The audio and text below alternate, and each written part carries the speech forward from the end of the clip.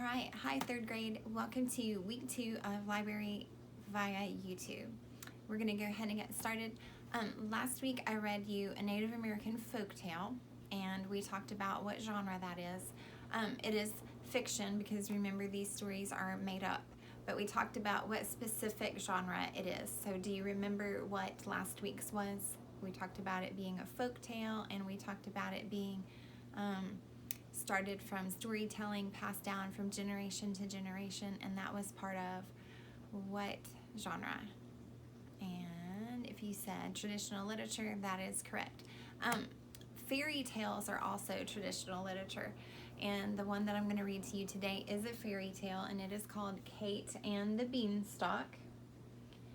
Now, if this kind of sounds familiar to you, that's because there is a fairy tale that's very famous, and it is called Jack and the Beanstalk. This is a new version by Mary Pope Osborne, and if that author sounds familiar to you, she's the one who wrote the Magic Tree House series. So she has done a retelling of this fairy tale, Jack and the Beanstalk, and it is called Kate and the Beanstalk. We also talked last week about how traditional literature, those stories were made up by people thousands of years ago and passed down, and they were invented to entertain and teach lessons about life that we can apply to our lives today. This also will teach a life lesson, but don't get it confused with Jack and the Beanstalk, because Jack and Kate are two very different people. Jack was kind of greedy and Kate is not. So the life lesson that you would have learned in Jack and the Beanstalk is going to be way different than the lesson that you would learn in Kate and the Beanstalk. So we'll talk about that when we get finished reading this book. All right, so we're going to get started. This is a 3.6 reading level, and I will put the reading level and the AR quiz number below in the description with the AR link, so you can just click on the link and type the quiz number in and get right to it. I hope that you're still taking your AR test. Remember, it's not so much about points anymore. If you're thinking, oh, there's no point in taking it because there's not about points. It's a really good tool to use for comprehension. So if you are able to remember or comprehend what you're reading, you can tell by the score that you make on that test, on your AR test. And if you can't remember, you can always pause this video and go back and listen to certain sections of the story so you can try to find the answer. That's also a good learning skill, to be able to go back and listen or reread something so you can find the answer. So be sure that you're doing that also. So AR can still be a useful tool even if you're at home not getting rewards for points. So, all right, so we're going to go ahead and get started. Long ago, this is Kate. Long ago, a girl named Kate lived with her mother on a humble cottage. One day, after a hard winter, Kate's mother was in despair. "We are sure to die from hunger," she said, "unless we sell our only cow to get money for food." Kate was a plucky girl who loved to help. "Don't worry," she said, giving her mother a hug. "I'll take care of everything." And she set out for market with their cow.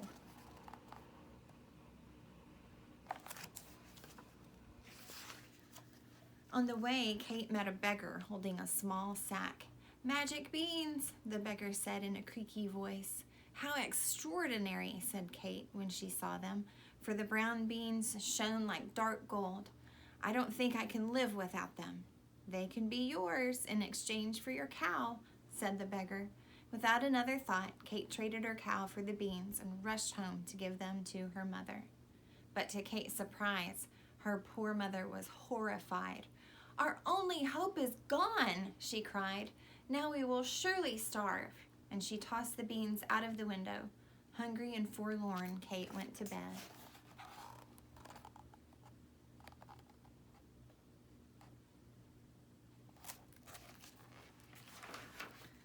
During the night, Kate couldn't sleep. She got up and crept into the moonlit garden. She gasped, for there in the darkest corner, a giant beanstalk rose into the sky. It rose higher and higher and higher still, till it disappeared beyond the clouds. "Does it never end?" whispered Kate. Without waiting for morning, Kate began climbing the beanstalk.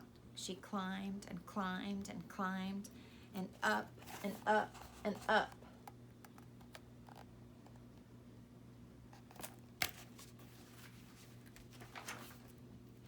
When Kate reached the top, light was creeping into the gray sky.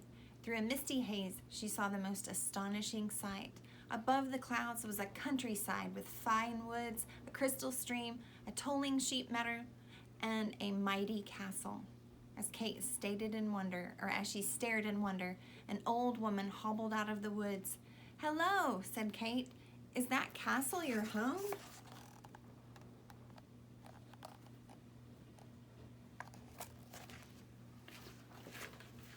"No, my dear," the woman replied. "It once belonged to a noble knight and his fair wife. They had a small infant and many treasures, but one day a monstrous giant came to steal from them. He killed the good man and took over his castle." "How dreadful," said Kate. Fortunately, the knight's wife and baby were visiting in the valley, and the old woman. Afraid to return home, the grieving widow stayed below to raise her child. But alas, now they are very poor and close to starving." "That's so sad," said Kate. "Sadder than you know, my dear," replied the old woman. She looked deeply into Kate's eyes. "Perhaps you are the one to right the terrible wrongs that have occurred." "Me?" said Kate. "Are you afraid?" "I don't think so. I fear nothing when I'm doing right." "How can I help?" said Kate. The knight had 3 precious treasures: a hen that lays golden eggs, a bag filled with gold coins, and the most wondrous harp in all the world. And said the old woman, "If you find these and return them to the knight's widow, then she and her child will not die from hunger." Kate took a deep breath. "I shall try," she insisted. Kate bid farewell to the old woman, then strode across the sheep meadow, and as she approached the castle, a giantess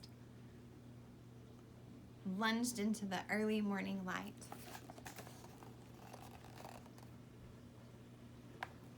Okay, so does anybody think that sounds familiar? The widow that stayed in the valley to raise the baby, and now they're poor and starving, so you might remember that. "Help me!" the huge woman roared. "My husband makes me cook from the cock's crow to the owl's hoot. Whenever I hire servants, he gobbles them up." "I'll be your servant," said Kate, "but you must hide me from the giant." Kate helped the giantess make breakfast until the sun came up, and when she heard the giant coming down the hall, she trembled with fear. His footsteps sounded like the booms of a cannon. "Hide," whispered the giantess, and she pushed Kate into the closet.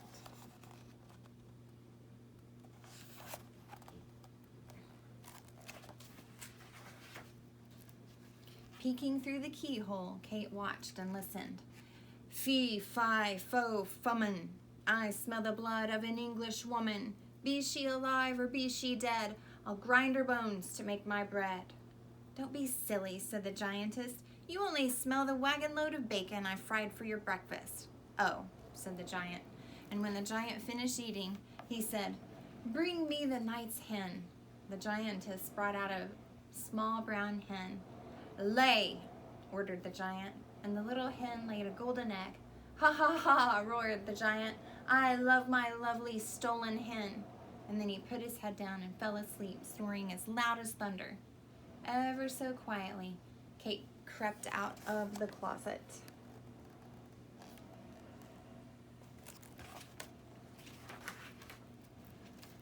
She grabbed the hen and rushed from the castle. She ran across the sheep meadow to the beanstalk. Down and down and down she climbed and climbed and climbed until she landed kerplop in the garden. Kate sighed with relief. "It's better if Mother doesn't know of the danger I've been in," she whispered to the hen. "Stay here until I can return you to the knight's poor widow." Kate hid the hen behind a bush and then slipped back inside her house. Kate knew she must disguise herself to return to the castle. That night she dressed in a wig and a beard, crept out of the moonlit garden, and climbed the beanstalk again. Kate climbed and climbed and climbed, up and up and up. All right, and there's Kate in her wig and beard. In the light before dawn, Kate crossed the sheep meadow, knocked on the castle door. When the giantess came out, she roared, "Help me! I need a servant. The last one stole our hen and ran away." All happened as before. Kate helped the giantess make breakfast until the sun came up. And when they heard the giant's booming footsteps and bellowing voice, the giantess hid Kate in the closet. "Fee, fi, fo, fum. I smell the blood of an English woman. Be she alive or be she dead, I'll grind her bones to make my bread."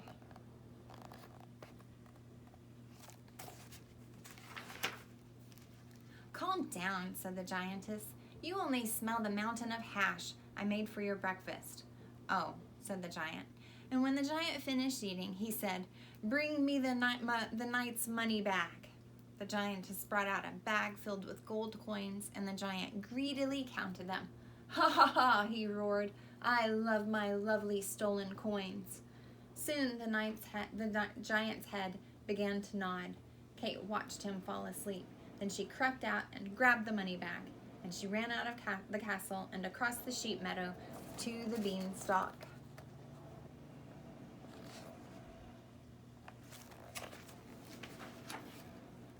Down and down and down. She climbed and climbed and climbed until she landed kerplop in the garden. "Goodness," said Kate, "what a day. I must hide these coins until I can return them to the knight's poor widow." Kate hid the money bag with the hen, then slipped back inside her house. That night, Kate disguised herself once again and started up the Beanstalk. She climbed and climbed and climbed, up and up and up.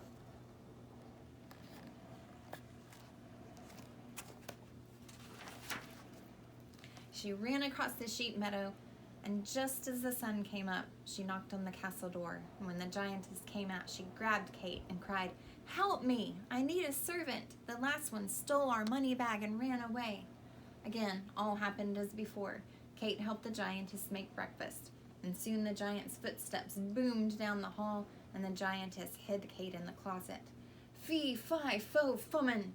I smell the blood of an English woman. Be she alive or be she dead, I'll grind her bones to make my bread." "You old fool," said the giantess. "You only smell the sea of fish soup I made for your breakfast." "Oh," said the giant. And when the giant finished his soup, he cried, "Bring me the knight's singing harp."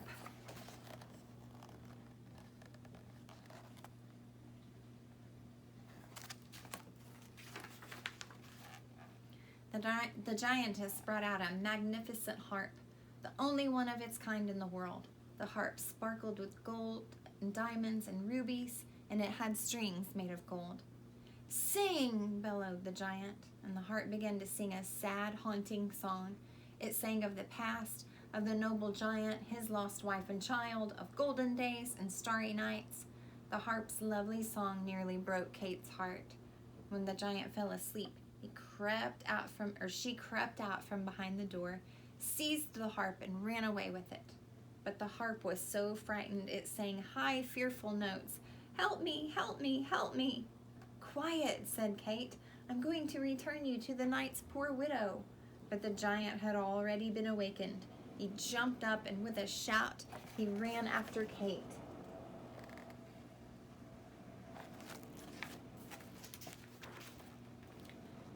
Kate flew like the wind across the sheep meadow. She grabbed the beanstalk and started down with the harp, and the giant fast on her heels. Down and down and down. She climbed and climbed and climbed, and the giant climbed and climbed and climbed right after her. As soon as Kate's feet touched the ground, she shouted, "Mother, bring an axe, hurry!" Kate's mother ran out with the axe, and Kate grabbed it.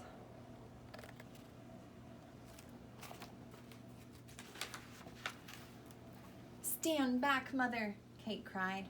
With one mighty blow, Kate chopped the beanstalk in two. Down and down it fell, down through the sky, and down fell the giant, whomp, down into the garden, breaking his neck.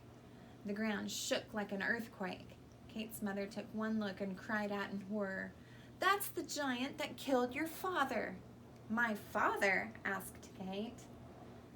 Before her mother could answer, a fairy approached in a chariot drawn by 2 peacocks.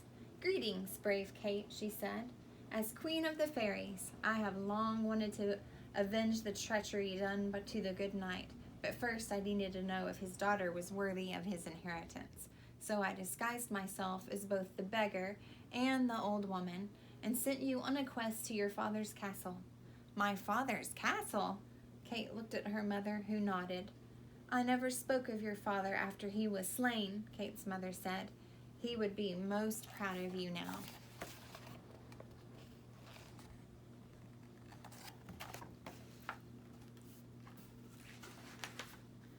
Kate hugged her mother, and they wept for the sorrow and wonder of it all. And then they climbed into the chariot and rose through the clouds to the castle that was once again theirs. Up and up and up and up. Kate asked the giantess to stay on as their cook. "Thank you for your kindness," said the giantess. "Would you like a biscuit with jam?" "Indeed," said Kate and her mother, and the giantess served them a biscuit as big as a cow.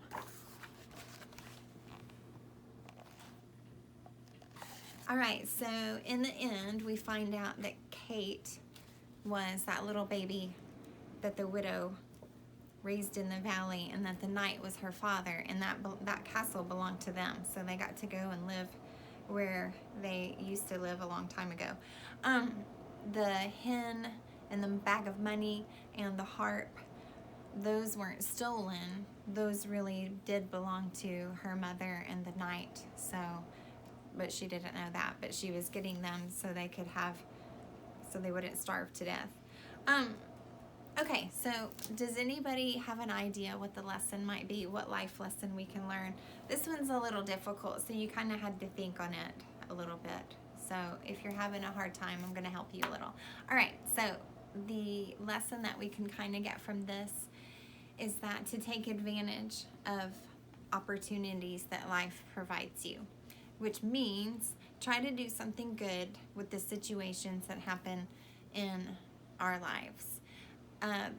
This is a really good lesson that we could apply now, because sometimes things happen in our life and we don't know what to do, and we can take those things that happen to us and try to make good with them. Kind of like in the beginning of this story when Kate was told to sell the cow so they could buy food, and she got beans instead. Well, when she came home, her mother was really upset about that, and she could have been upset too, but she threw them out the window, and then a giant beanstalk grew, and instead of looking out in the yard and going, "Oh my gosh, a beanstalk," she climbed up and found the treasure, and found all the treasure that had belonged to their family, even though she didn't know in the beginning.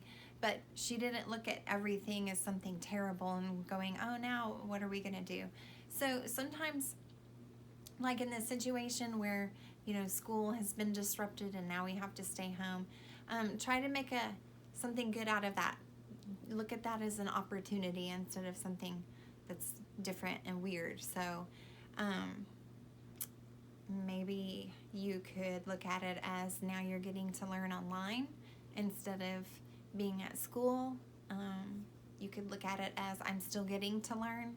I'm not just having to stay home and not do anything.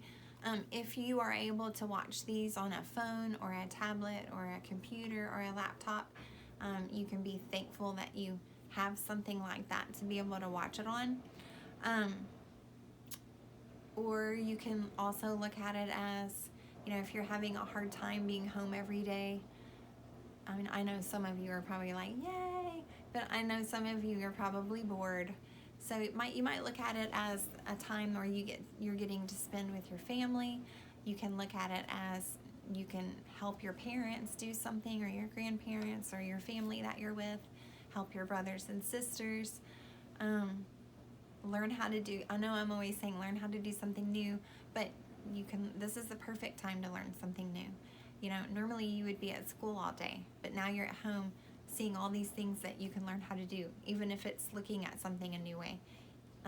Learning how to look at something in a different way is also learning something. So learning how to, I know something that you've learned to do, maybe you don't know, you've learned to learn online.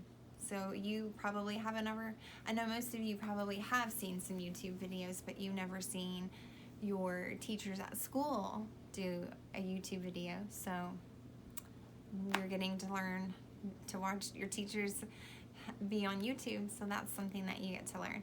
All right, so don't forget, everything that you need to take an AR test on this book is below. I hope that you do awesome. I hope that you have an awesome week, and be awesome, and I'll see you next week. Bye.